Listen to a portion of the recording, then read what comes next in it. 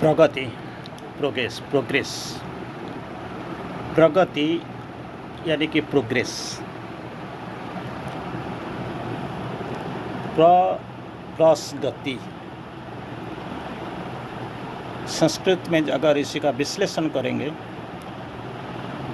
गम धातु इसी का साथ प्रत्यय होता है 3, तो मिलता है आपको गति। प्र उपसर्ग गम धातु 3 प्रत्यय, ये आपको देता है प्रगति। अंग्रेजी में इसको आपको बोलते हैं, सुनते हैं, जानते हैं, सबको मालूम है, दिस इज प्रोग्रेस। आपको मालूम है, आप प्रोग्रेस रिपोर्ट लेने के लिए जाते हैं, बच्चा कहाँ है, आपका वार्ड कहाँ है, दूसरा परीक्षा के मुकाबले वो कब तक ऊपर गया या नीचे आया, या जहाँ खड़ा था वही है। अगर नीचे चला गया तो इसका दुर्गति हो गया, अगर ऊपर चला गया तो प्रगति हो गया। अग्रगति, पश्चात गति। अग्रगति सामने जाते हो, पश्चात गति, पश्चात वंश पीछे जाते हो, और जहाँ थे वहाँ मतलब तो प्रगति नहीं हुआ है या पश्चात गति भी नहीं हुआ है, अग्रगति नहीं हुआ है या पश्चात गति नहीं हुआ है, प्रगति नहीं हुआ है या दुर्गति नहीं हुआ है। अभी कहाँ हो, कहाँ पे खड़ा हो, इसी का विश्लेषण करने के लिए हम बार बार जाते हैं। हमको यही जन्म दिया हुआ है, हमको ये मालूम पड़ आ जाएगा। जो हमारा आत्मा का जो जन्म हुआ है, बर्थ एंड रिबर्थ, जन्म और पुनर्जन्म का बात कर रहे हैं, ये क्यों आत्मा क्यों बार बार आता है, इसका पीछे कारण क्या है? एक ही कारण है, एक्सपीरियंस। ये एक्सपीरियंस लेने से क्या फ़ायदा होगा? एक्सपीरियंस, जैसे कोई आप काम करते हो, आज का जो एक्सपीरियंस कल के लिए आपको काम में आ जाता है, ज़िंदगी में बहुत कुछ अनुभूति वो काम में आ जाता है। और शायद एक्सपीरियंस लेने के बाद एक कंपनी छोड़ के दूसरा कंपनी को नौकरी करने के लिए जाते हो, आपका प्रोग्रेस होता है, पैसा ज़्यादा मिलता है, आप खुश में रहते हो, दैट इज़ व्हाट आप देखते हो। तो ऐसे ये जो प्रकृति के बारे में बोल रहे हैं, ये प्रकृति क्या है? सामने चलो भविष्य की ओर, और ऊपर चलो, इवोल्यूशन, विवर्तन का धारा में तुम ऊपर चलो, यही है प्रगति। अब हमको विश्लेषण करना पड़ेगा, जाना पड़ेगा, जानना चाहिए हम कहाँ हैं, कब तक प्रगति कर चुके हैं। क्योंकि हर दिन हर वक्त, जाने या ना जाने, आपका समझ में आए ना आए, सुने या ना सुने, लेकिन विवर्तन का गति धारा तो ऊपर पर जा ही रहा है। ना समझे हुए, ना जानते हुए आपको ये मालूम जरूर होगा तो मैं कुछ ना कुछ तो प्रगति कर रहा हूँ। लेकिन वो जो मटेरियल प्रोग्रेस है, इसको बहुत वाइटल प्रोग्रेस, फिजिकल प्रोग्रेस, शारीरिक, मानसिक, प्राणिक और चैतिक, आध्यात्मिक, ये सारे प्रगति।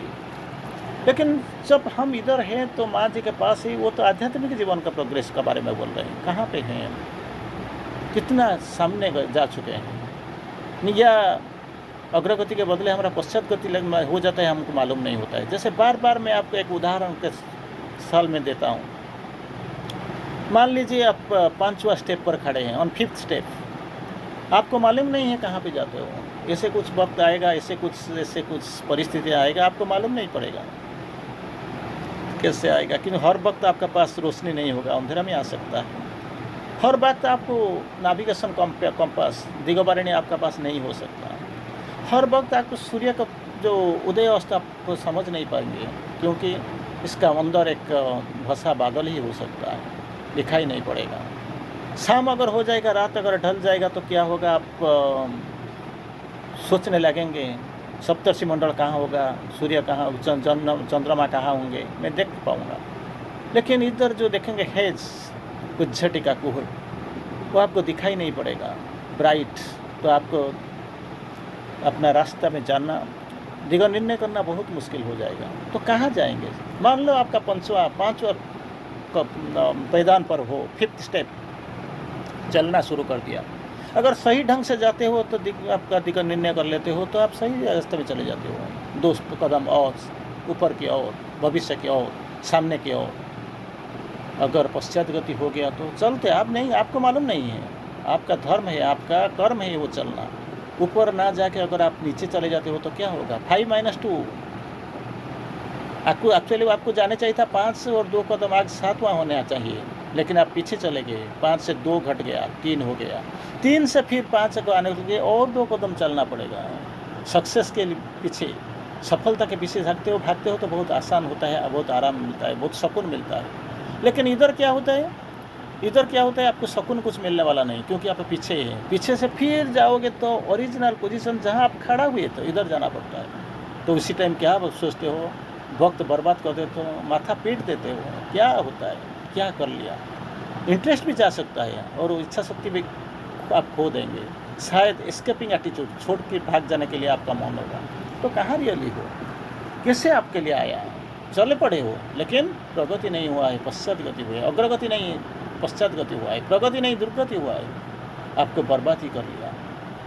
और बहुत कम उधर होंगे जब फिर एक बार और एक बार कोशिश करेंगे और सामने जाने के लिए कोशिश करेंगे। तो माँ जी आपके लिए चमत्कार दिव्यवाणी मातृवाणी आपके सामने रखा है। प्रगति के लिए माँ बोलते हैं हर एक चीज़ का उपयोग किया जाता है, हर एक चीज़ का उपयोग किया जाता है। थोड़ी देर पहले आपको मालूम होगा, बहुत सस्ते में चंद्रयान जो हुआ, दक्षिण प्रांत में आपका जो डिसेंड कर लिया, चंद्रयान लैंड कर लिया बहुत कम पैसा में। तो सारे जो फॉरेन मीडिया वाले थे, गवर्नमेंट थे, इतना कम पैसे में कैसे बना दिया। आके इसरो वाला को क्वेश्चन पूछा, अरे हम भी करते हैं लेकिन आप 100 मिलियन में आप बना देते हो, लेकिन हमारे लिए बिलियन खर्च हो जाता है, क्या इसमें प्रॉब्लम। ठीक है, इसका हमारा सैलरी सिस्टम कुछ अलग है, ये हो सकता है। फिर भी हम एक बार बोलते हैं कैसे इतना कम में कैसे हो जाता है। तो इसरो वाले ने बोला, क्या हम सभी चीज़ों का उपयोग करते हैं, किसी को नष्ट नहीं करते हैं। थोड़ा सा भी है, सब मान लो थोड़ा सा आपको एक छोटा सा 5x5 का कुछ 5 मिलीमीटर बाय 5 मिलीमीटर समथिंग आपको एक ब्लेड चाहिए। तो इसीलिए आपको क्या करना पड़ता है, 5 फुट बाय 10 फुट का खरीदना पड़ता है। फिर कहाँ हुआ, अपना देश से नहीं, किसी दूसरा कंट्री से आपको इम्पोर्ट करना पड़ता है। और इसका सिर्फ आपको 5x5 25 स्क्वायर मिलीमीटर का चीज़ चाहिए, 5x5। लेकिन आप लाते हो 5 × 10 50 स्क्वायर फीट का, कितना पैसा आपका बर्बाद हुआ। लेकिन हम क्या करते हैं, हम इसको संभाल कर रखते हैं और 25 स्क्वायर फुट बहुत छोटा सा 5x5 मिलीमीटर, और इसको जला देते हैं, लगा देते हैं। और आपका सैलरी सिस्टम तो ऐसे ही है। जैसे आप मान लेंगे कोई आदमी सपोज एक फ्रेंच इंस्टीट्यूट पौंडीचेरी में है, इसका में नौकरी करने के लिए ये आपको 70,000 रुपीज़ आपका तनख्वाह सैलरी होता है। लेकिन ये लोगों का होता है क्या, 70,000 euro, you just multiply around 85-90 इतना यूरो हो, तो naturally will be no problem. लेकिन ये भी नहीं होता है। माँ जी बोलते हैं प्रगति के लिए हर चीज़ का उपयोग किया जाता है, और हर चीज़ें उपयोगी भी हो सकते हैं, क्योंकि ये सारे का जीवन, सारे का अंदर एक जीवन है। आप जिसको बोलते हैं चैत्य सत्ता, सारे का जीवन है। अगर आप इसको सम्मान देंगे, रेस्पेक्ट देंगे, का सही आदर करेंगे, तो आपके लिए उपयोगी बन जाएगा। अगर आपका हतादर कर लेंगे, नेग्लेक्ट करेंगे, तो एक ही चीज़ आएगा जैसे आपको वो धोखा दे देगा। तो जो इसका क्या बोलते हैं, उपयोगी किया जाना चाहिए, और हर चीज़ उपयोगी हो सकता है। अगर इसको उपयोगी आप समझते हो, इसको प्यार से रखते हो, आदर करते हो, तो ज़रूर उपयोगी साबित होगे। इसमें कोई संदेह का कोई सवाल ही नहीं पैदा नहीं होता। अगर हम ये जाने कि इसका उपयोग कैसे किया जाए। सारे दुनिया में देखो, जहाँ भी देखो इधर उधर पड़े, डस्टबिन में कुछ कचरा पड़ा हुआ है, रास्ता में पड़ा हुआ है, उसमें कोई फ़र्क नहीं पड़ता है। आपका घर के अंदर देखो चमत्कार सा, कैसे सुंदर सा डेकोरेशन हुआ है, कैसे कुछ रंग में सजा हुआ है। लेकिन इसका आपका अंदर को क्या देखो, बाहर तो दिखाई पड़ता है, सुंदर पोशाक, सुंदर सा मतलब क्यूट लगते हो, ब्यूटीफुल लगते हो, सुंदर सा पोशाक पहन के चलते हो, बर्थडे बनाते हो, एनिवर्सरी बनाते हो, बहुत कुछ करते हो। दैट इज़ इम्पोर्टेंट, अब होना भी चाहिए। लेकिन क्या होना चाहिए, रियलिटी क्या है, कैसे उपयोग करता है, what is your attitude, how you are utilising. आपका अंतर्गत चेतना में आप किसका सवाल कैसे इस्तेमाल कैसे करते हो, उपयोग कैसे कोई आ जाता है, इसी पर निर्भर करता है प्रगति होगा या हम पीछे जाएंगे। बहुत बड़ी सी, बहुत चमत्कार सा बात है। और श्री अरविंद जी हमको, एक बार मैं श्री अरविंद के आपको 1-2 लाइन कोट करना चाहता हूँ आपका सामने।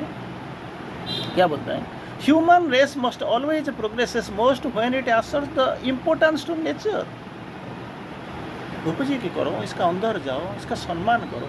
जब वो इम्पोर्टेंस टू द नेचर, विश्व प्रकृति को जो जो जो, जो बहुत मूल्य देते हो, तो पूरा सभ्यता का, पूरा जाति का बहुत बड़ा प्रोग्रेस होता है। इट्स इम्पोर्टेंस टू नगर in nature, it's a freedom, universality. विश्व प्रकृति का जो मूल्य है, इसको इम्पोर्टेंस दो, इसका स्वाधीनता के लिए सम्मान दो, और यूनिवर्सलिटी, विश्व जनीनता के लिए आप अगर इसको कुछ सोचते हो, कुछ रेस्पेक्ट देते हो, तो नेचुरली आपका प्रोग्रेस नहीं है, आपका परिवार की प्रोग्रेस नहीं है, आपका बंधु दोस्त या आपका राज्यों का या आपका देश का प्रोग्रेस नहीं होता है, सारा मैनकाइंड का जरूर प्रोग्रेस होता है। Free and natural growth is the condition of genuine development. जैसे बोलते हो, काम करते हो, हाँ जाओ काम करो, फ्रीडम, विथ फ्रीडम काम करो, कोई आपको रुकेगा नहीं, कोई आपको टोकेगा नहीं, जाओ काम करो।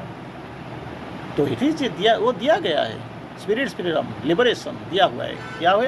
फ्री एंड नेचुरल ग्रोथ, आराम से बढ़ो और मुक्त से बढ़ो, मुक्ति से बढ़ो, कंडीशन ऑफ जेन्युइन डेवलपमेंट। तो आएगा, तो जो आएगा ये होगा जेन्युइन डेवलपमेंट। जेन्युइन डेवलपमेंट इसका खरीद नहीं दिया जाता है।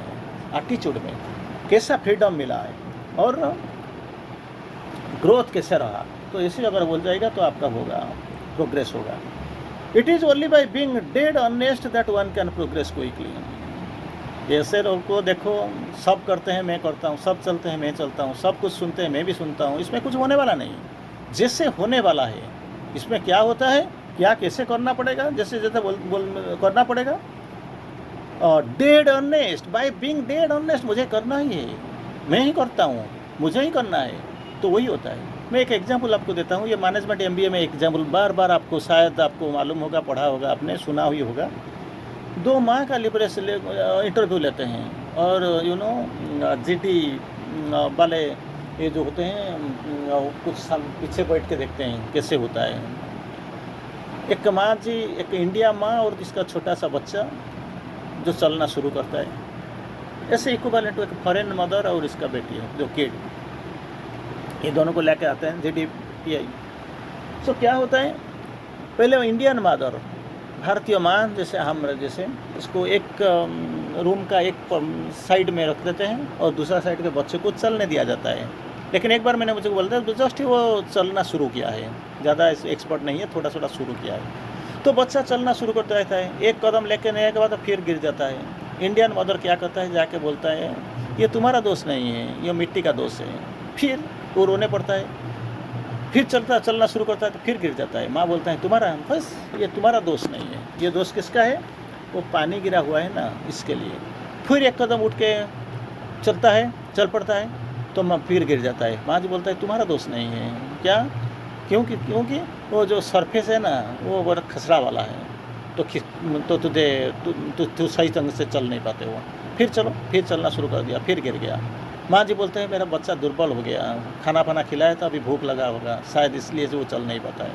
ऐसे ही चलते बहुत देर के बाद रोते रोते वो बच्चा आ गया और माँ जी इसको उठा के ले लिया। बस इंडियन माँ और बेटा का स्टोरी ख़त्म। इसके बाद क्या होता है, फॉरेन माँ और बेटा, माँ बैठा है, इसका कोई कुछ भी इसका अंदर कुछ नहीं चलता है, बच्चा ऐसे ही चलता है, पर गिर जाता है, रोता है, फिर उठता है। माँ एक बार बैठा हुआ है, जब ऐसे रोते पढ़ते रोते रोते आकर इसका पास अल्टीमेटली दूसरा एंड में आ गया, तो माँ इसको उठा देता है और गले में एक चुम्मा पप्पी दे देता है, उठा लेता है, शाबाश मेरा बेटा। और जो लोग छुप के देख रहे थे ये बोलते हैं क्या होगा अगर एंड पॉइंट में अगर ज़्यादा हो जाएगा, बढ़ जाएंगे, तो इंडियन जो बच्चा है वो डिपेंड करेगा, क्योंकि वो देखा सारे दोस्त मेरा नहीं है, किसी और का। जैसे वो बचपन में सुन रहा था पानी का दोष है, चट्टान का दोष है, ये जो छोटा सा चिंटिया का दोष है, तो ऐसे ही वो दोस्त मेरा कुछ नहीं है, सबका दूसरों का दोष ऐसे कहते कहते वो भागेगा ज़िंदगी की सारे रिस्पॉन्सिबिलिटी से। लेकिन जो फॉरेन का जो आदमी वो सोचेगा मुझे ही करना पड़ेगा, मेरा माँ भी मेरा साथ नहीं देगा, मेरा पिताजी भी मेरे साथ नहीं देगा, मुझे ही करना है, मुझे भी बनना है। ऑफकोर्स ये आहिस्ता आहिस्ता ये मेंटालिटी बदल जाता है। तो माँ जी क्या कहते हैं, महत्वपूर्ण चीज़ ये है कि हमें जिस आदर्श को चरितार्थ करना चाहते हैं उसे कभी आंखों से उज्जवल होने मत देना। Out of site is out of mind, site is out of mind. एक बार चला गया तो आप भूल जाते हो, ये मत करना है। और उसे लक्ष्य को नज़र रखते हुए सभी परिस्थिति का उपयोग करना। मुझे बनना है, मुझे बनाना है, कोई नहीं आने वाला है, यही लक्ष्य मेरा जो है, मुझे बनाना है और सारे परिस्थिति में जो मेरा सामने है इसको उपयोग करना है और सामने जाना है। और फिर माँ जी बोलते हैं, और तो मैं चीज़ों के पक्ष में और विपक्ष में, पक्ष या विपक्ष में मनमाने फैसला करना नहीं चाहिए, आपके लिए फंस जाएगा। इसके पास रिस्पेक्ट होना चाहिए। Do look before you look, कुछ बोलने से पहले बहुत बार सोचो, एक कदम सामने बढ़ाने के पहले सामने देखो, चारों तरफ देखो क्या होता है। और क्या होता है, जो साक्षी का जो नीरवता है, ये 7 घटनाओं के का खिलते देखना और उससे भागवत प्रज्ञा के ऊपर निर्भर रहना है। भागवत में जो देखता हूँ वो मन का बात है, बहुत कुछ दिखता है, वो सीमित है। भागवत प्रज्ञा वो कभी गलत नहीं देख सकता। चैत्य विजन में, आत्मा के विजन में देखो, अगर मन प्राण जो सेंस इंद्रियों की बस हो होश के इंद्रिय को होश बना के चलते हो तो बेहोश बन जाओगे। तो चैत्य सत्ता के पास जाओ, उसको देखो, अंदर से देखो, कुछ डिसीजन लो। और क्या करता है, ये जो घटनाएं होते हैं इसको खिलते देखना और भागवत और प्रज्ञा की ओर निर्भर रखना ज़्यादा अच्छा होता है। देखो क्या होता है और बुलाओ भगवत प्रेम को, भगवत की चेतना को, भगवत रोशनी को। वो आएंगे अगर आपका दायित्व निर्वाह कर लेते हैं, आपका दायित्व ले लेते हैं, अपने हाथ में ले लेते हैं, तो आपका ख़त्म हो जाएगा, काम खत्म, बुलक काट चला जाएगा, जहाज़ की सहारे ऊपर उड़ जाएगा। नहीं तो आप चलते चलते कब तक जाओगे, सगड़ में भागते होंगे। सबसे अच्छे के लिए निर्णय करेंगे और जो आवश्यक वही होगा। पिताजी के साथ आप चलते हो मेला देखने के लिए, कोई घूमने के लिए, बाजार जाते हो, आप रोने पड़ते हो क्योंकि आपका मालूम नहीं, कुछ नहीं जानते हो, पैसा भी खत्म हो जाता है, आपके कुछ दिमाग में कुछ नहीं भरता नहीं। लेकिन पिताजी के पास जब जाते हो तो पैसा मांगना नहीं, कुछ नहीं पड़ेगा, वो सब कुछ करा देंगे, सब कुछ घुमा देंगे, सब कुछ खरीद के दे देंगे, सब कुछ खिला देंगे और आपका कोई टेंशन नहीं होगा। आराम से गाड़ी में लेके जाएंगे और घुमा के गाड़ी में लेके आएंगे। तो सोच लो ये दोनों से कौन सा अच्छा है। प्रोग्रेस हर वक्त हमारा एक ही मकसद है, एक ही मतलब है, हमने सामना जाना। चरैबती चरैबती चरैबती, ये शब्द के साथ, ये फेज के साथ आप जरूर एकमत होंगे। कान में तो सुना दिया होगा, लेकिन ये बात है कैसे जीवन में प्रयोग करना पड़ेगा, यही है आपके लिए। This is the homework, this is the homework. इसको करते रहना, समझते रहना और लगे रहना। एक बार करके भाग जाओगे तो कुछ होने वाला नहीं है। लगे रहो, लगे रहो, लगे रहो, करते रहो, करते रहो, करते रहो, चलते रहो, चलते रहो, चलते रहो। प्रोग्रेस तो यही है जीवन, यही तो जीवन का धारा, यही तो नियम है जिसको लेके हमको जाना ही है। धन्यवाद।